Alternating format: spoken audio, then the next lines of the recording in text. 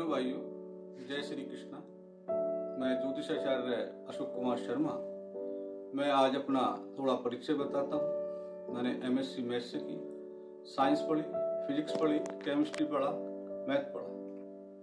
बहनों भाइयों, जब से मनुष्य पैदा हुआ है और उसको समझ आई है, वो हमेशा सुख की खोज में रहा है। हम ज्योतिष को विज्ञान तो सिद्ध कर ही रहे हैं, ये एक वेदांग भी है। हमारे शास्त्रों में वर्णन है, जब भी हम किसी वेद का अध्ययन करते हैं या प्रचार करते हैं तो हमें उसका फल मिलता है। चाहे वो धन के रूप में चाहते हैं, धन के रूप में मिलेगा, यश के रूप में चाहते हैं, यश के रूप में मिलेगा, प्रतिष्ठा के रूप में चाहते हैं तो प्रतिष्ठा के रूप में मिलेगा। मैंने ज्योतिष का क्रमबद्ध 5 साल अध्ययन किया, मठों में गया। 25 साल का मुझे ज्योतिष का अनुभव भी है, और क्योंकि मैं एक विज्ञान का स्टूडेंट रहा तो मेरे मन में ये विचार आते रहे, क्यों ना हम इसे घर घर में पहुंचाएं। कभी कभी हम जैसे गलत दवाई लेकर हम अपने बॉडी का नुकसान पहुंचा लेते हैं, इसी तरीके से हम गलत नग पहन के हम नुकसान पहुंचा लेते हैं। आज मैं आपको मंत्रों की दुनिया में ले जाऊंगा। एक हमारे संत हुए संत सुदर्शनाचार्य, बहुत फेमस संत, बुद्धिजीवी संत। उनके चेहरे में तेज था। मुझे कई बार मिलने का बड़ा उनसे अवसर मिला। एक दिन वो अपनी सभा में बता रहे थे। एक बार आपको उन्हीं के मुख से बता हुआ एक कहानी सुना रहा। एक चौधरी साहब, जिसने वो अपने मुख से जाट देवता कहते थे, एक संत के पास गए, बोले, प्रभु मुझको एक पोता दो, और ऐसा पोता दो जो महल में बैठा हुआ हो और सोने की थाली में भोजन खाए। दोस्तों, संत चकरा गए, क्योंकि हमारे यहाँ एक हास्य का विषय नहीं है। कुछ लोगों में एक्स्ट्रा बुद्धि होती है। उन्होंने एक ही चीज से अनेक चीज मांग ली। उनको धन भी चाहिए, क्योंकि उनकी शादी नहीं हुई थी। जब शादी होगी तो पुत्र होगा, और जब पुत्र होगा तो पोता होगा, और जब धन होगा तो सोने की थाली आएगी। क्योंकि संत थे, संतों का तो हमेशा दर्शन उस परमपिता परमेश्वर से जुड़ा रहता। उनके दिमाग में एकदम आया, बोले, भाई मेरे पे तो कोई ऐसी शक्ति है नहीं, लेकिन मैं तुझे एक साधन बताता हूं। वही साधन, क्योंकि मैंने उसको यूज किया है, आपको बताना चाहता हूं। क्योंकि कभी कभी मनुष्य में इतना गलत समय आ जाता है, चाहे वो अर्थ का हो, चाहे वो स्वास्थ्य का हो, चाहे उसकी प्रतिष्ठा का हो, वो बुरी तरीके से फंस जाता है। आपको मैं समय समय पर ऐसे उपाय बताता रहूंगा कि आप करेंगे, क्योंकि मैं निस्वार्थ बता रहा हूं। आप भी इसे निस्वार्थ फैलाएं, क्योंकि ये एक वेदांग है, वेदों का अंग है। घर घर में पहुंचाएं। हम ज्योतिष को क्यों पहुंचाना चाहते हैं, हमें पता तो रहे कि हमारे जीवन कैसा है। मैं आपको बता दूं, कुंडली के 3 स्तंभ होते हैं, date of birth, time of birth, place of birth. अब हम वहीं आते हैं तो संत कह रहे कि भाई तू एक मंत्र कर। उसी मंत्र को मैं आपको बताने जा रहा हूं। ये बीज मंत्र कैसे बना, मैं पहले भी अपनी वीडियो में बता चुका हूं। ये दुर्गा सप्तशती का मंत्र है। इसमें महाकाली, महासरस्वती, महालक्ष्मी, तीनों चीजों का इसमें समावेश है। मंत्र को ध्यान से सुने। दुर्गा सप्तशती में ये आपको लिखा मिलेगा।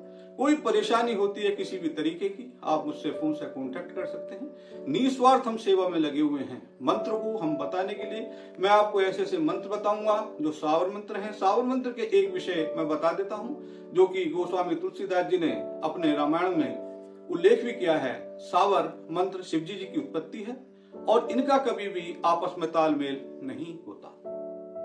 बहनों भाइयों, संत ने जो मंत्र बताया उसका मैं आपको करने का तरीका, उसका उल्लेख, एक्सप्लेनेशन करना चाहता हूं। जागृतम ही महादेवी जपम शुद्ध पुष्प में, अहंकारी षष्ठुभा हिरिंकारी प्रतिपालिका, किलिंकारे काम रूपिणे बीज रूपी नमस्तुते चामुंडाए चंडघाती चयकारी वरदायिनी नमस्तुते।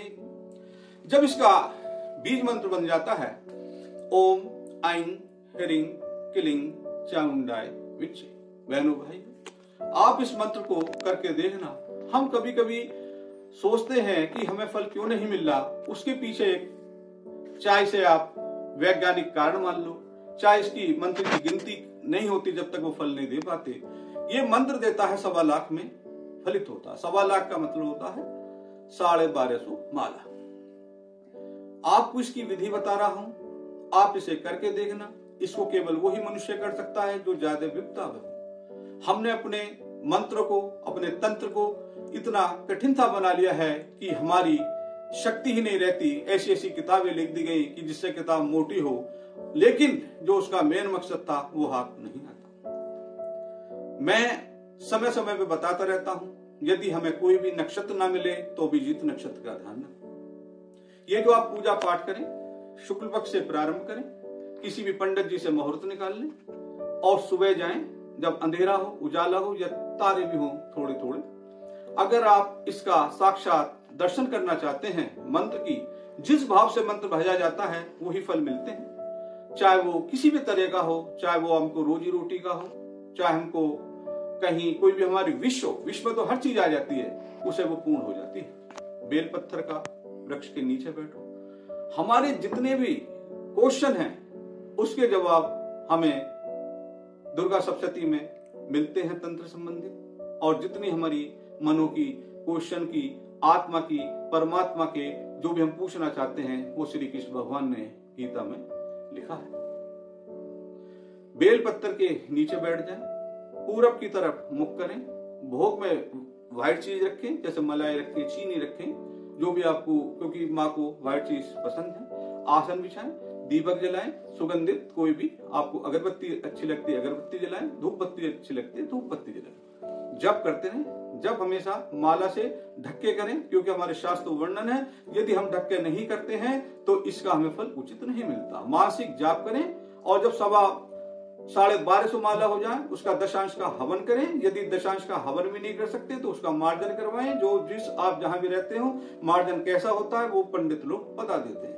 ये मेरा दावा है। मैं समय समय पर आपको ऐसे ऐसे मंत्र बताता रहूंगा। हमारी जितनी समस्या है, क्योंकि कभी भी हमारा शास्त्र, हमारी नीति शास्त्र कहती है कि हमें मर्ज को और कर्ज को कभी छोटा ना माने। यदि हम किसी भी परेशानी से हो, कोई भी हो, आप इस नवाण मंत्र का उपयोग करें। इसे हम 3 काल अगर कर लें, हम सुबह चले जाएं, बेल पत्थर के नीचे पूजा करें, शाम को जाएं, घर में करें, हम जितनी जल्दी इस मंत्र को कर लेंगे आप देखेंगे कि जिस विषय, जो भी आपकी इच्छा है, चाहे वो मैरिज की हो, चाहे वो धन की हो, चाहे रोगों की हो, चाहे शत्रु की हो, ये आपको हर तरीके से, हर प्रकार से आपको फायदा देगा। मैं समय समय पे मंत्रों की शक्तियां, चाहे वो शावर मंत्र हो, चाहे दुर्गा सप्तशती हो, हमको कैसे धन मिलेगा, कैसे मान मिलेगा, कैसे प्रतिष्ठा मिलेगा, कैसे रोगों से छुटकारा मिलेगा, कैसे व्यवसाय में उन्नति होगी, मैं समय समय पे बताता रहूंगा।